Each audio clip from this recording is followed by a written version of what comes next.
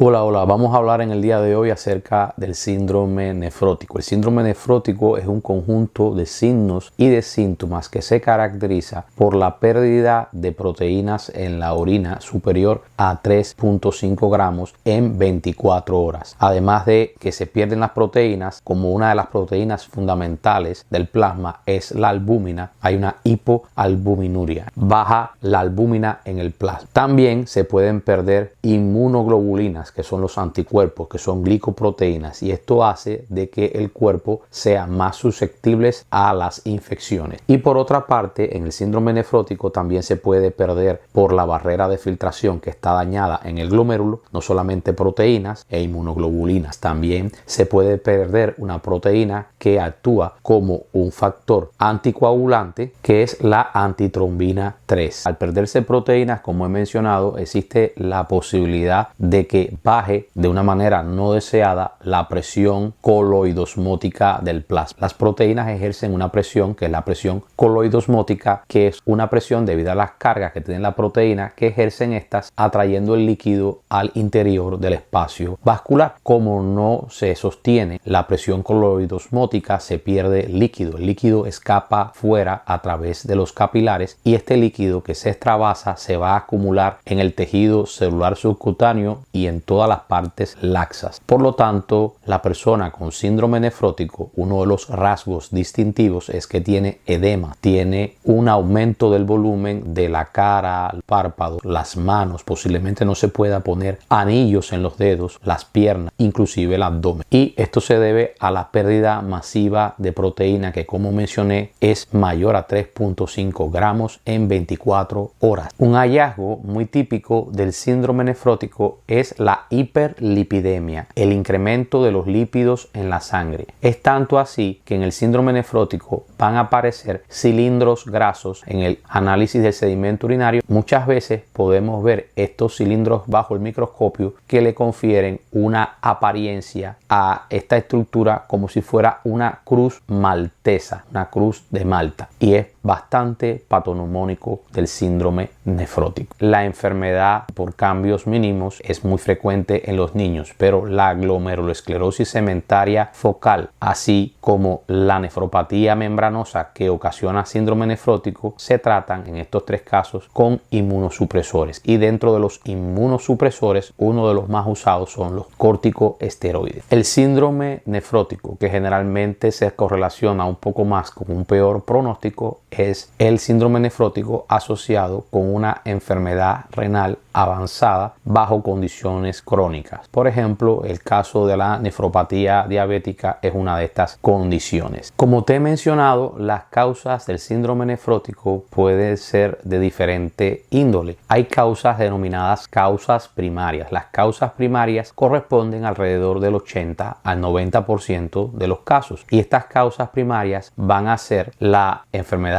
por cambios mínimos en el caso de los niños, la glomerulosclerosis segmentaria focal en el caso de los adultos, la glomerulopatía membranosa, y como otras causas podemos encontrar la glomerulonefritis membrano proliferativa. Sin embargo, déjame aclararte de que la glomerulonefritis membrano proliferativa puede manifestarse como un síndrome nefrótico, como un síndrome nefrítico o como una enfermedad mixta que tenga elementos también de síndrome nefrítico. El síndrome nefrítico se caracteriza por no tener una proteinuria tan grande como la de 3.5 gramos por litro. Además de esto, existe en este caso hematuria e hipertensión, además de los edemas. Y como causa secundaria de síndrome nefrótico ya mencionamos la nefropatía diabética, mencionamos además las enfermedades donde se acumula, por ejemplo, sustancia como el amiloide en los tejidos, y tenemos que hacer mención a un tipo de nefropatía que también se puede manifestar como una causa secundaria de nefritis o de síndrome nefrótico, que es la nefropatía lúpica. Muchas de las causas relacionadas con el síndrome nefrótico están vinculadas con trastornos del sistema inmunitario. Sin embargo, son diferentes estos trastornos. Si analizáramos, por ejemplo, la enfermedad por cambios mínimos, que como dije era el síndrome nefrótico más frecuente en niños, en este caso, cuando se produce una enfermedad por cambios mínimos en el cuerpo se genera, después de un proceso inflamatorio, una cantidad de citoquinas importante, que son sustancias químicas que produce el sistema inmune, células del sistema inmune. Estas sustancias químicas o citoquinas dañan los podocitos, y estos podocitos, que son como unos pequeños pulpos que están adosados a la membrana glomerular, cuando sus pies o estos bracitos que tienen los podocitos se ven lesionados, pues por ahí se van a filtrar o se van a escapar proteínas. Este daño de los podocitos es la causa de la enfermedad por cambios mínimos. En los otros casos, por ejemplo, como es en la glomerulosclerosis segmentaria focal, el proceso de glomerulosclerosis es quien daña a estos podocitos. Y en el caso de la nefropatía membranosa, son anticuerpos que nosotros mismos producimos contra el receptor antifosfolipídico A2. En estos casos hay una lesión también en el podocito, porque estos receptores se encuentran en grandes cantidades en el podocito. Es decir, que aunque el mecanismo es diferente, existen ciertas similitudes, y es el daño común que se produce en el podocito y en la, por supuesto, membrana basal, en estos casos glomerular. Las proteínas de transporte del plasma, una de ellas es la albúmina. La albúmina se pierde en el síndrome nefrótico. La tiroglobulina, que es importante, también pierde en el síndrome nefrótico, por lo tanto va a haber problemas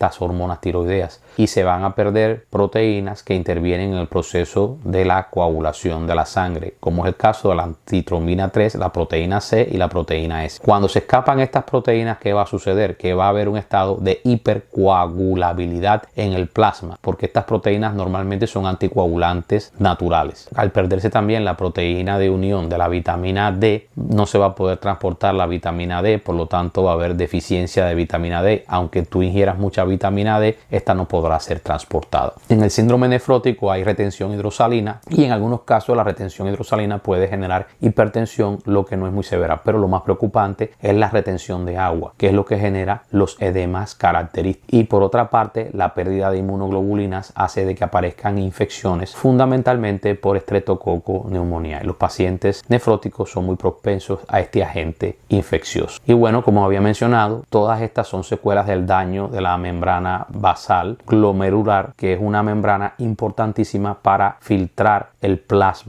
y no dejar escapar moléculas grandes, como es el caso de las proteínas. El exceso de líquido no solamente va a ocurrir en la cara, las manos, los miembros inferiores, también en el abdomen, y sobre todo es peligroso cuando mucho líquido se acumula en la pleura de los pulmones y cuando mucho líquido se acumula también en el pericardio del corazón. Aquí ya hay problemas más serios. Por ejemplo, en el caso de la nefritis, muchas veces el lupus puede afectar el riñón, pero también el lupus puede afectar el pericardio, y estas dos condiciones, afectación del pericardio y del riñón, pueden coexistir en el caso del lupus. Otra cosa es que el estado de hipercoagulabilidad predispone a que se sufra un proceso de trombosis en miembros inferiores, ya que hay un éxtasis de líquido, y además de esto una hipercoagulabilidad de la sangre. Y para que se produzca hipercoagulabilidad de la sangre, pues se requiere de que haya un incremento de la viscosidad de la sangre, que haya enlentecimiento del flujo sanguíneo, como es el caso del síndrome nefrótico, y además de esto que el paciente tenga un daño en la pared. Pero bueno, la hipercoagulabilidad natural que tienen estos pacientes por la pérdida de la antitrombina E y la proteína S y C es algo que predispone a sufrir de trombosis venosa profunda y de tromboembolismo pulmonar también. Otra de las características del síndrome nefrótico es que se pierdan iones, como es el caso del calcio. La hipocalcemia que ocurre puede conducir a tetania y parálisis en algunos pacientes. Bueno, amigo, he querido conceptualizarte el síndrome nefrótico, qué es, cómo se manifiesta y cuáles son algunas de sus características, sus signos y sus síntomas. No vamos a hablar acá hoy de tratamiento, no nos alcanza mucho el tiempo para ello. Si te gustaría aprender acerca del tratamiento, déjame tu comentario. Y recuerda, suscríbete al canal, y nos despedimos de ti con la máxima de que el que no vive para servir, no sirve para vivir.